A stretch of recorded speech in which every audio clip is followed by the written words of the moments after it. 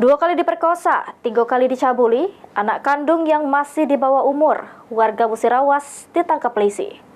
Perbuatan bejat itu dilakukan tersangka pas bininya dak ada di rumah, yang disertai ancaman bakal dibunuh aman idak nuruti kendaknya.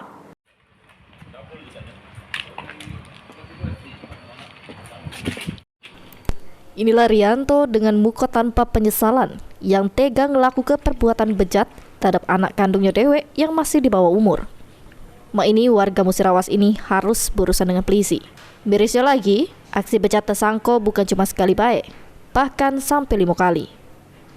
Polisi nyebut ke aksi tersebut dilakukan tersangka sebanyak 2 kali memperkosa, 3 kali mencabuli, pas bininya lagi tidak ada di rumah.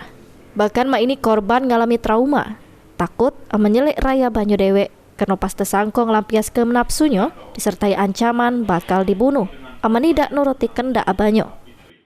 Tahun 2019, waktu korban masih berumur 11 tahun, itu sudah disetubuhi pada saat korban sedang tidur, disetubuhi oleh pelaku, yaitu orang tua kandungnya sendiri.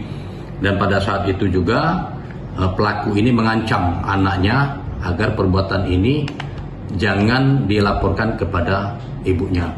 Kalau seandainya dilaporkan, maka dengan ancaman anaknya ini akan tak pateni katanya atau dibunuh gitu. Dan kejadian terus berulang, pelaku menyetorkan sampai terakhir pada bulan Februari 2024 korban dicabuli dengan cara memegang paha dan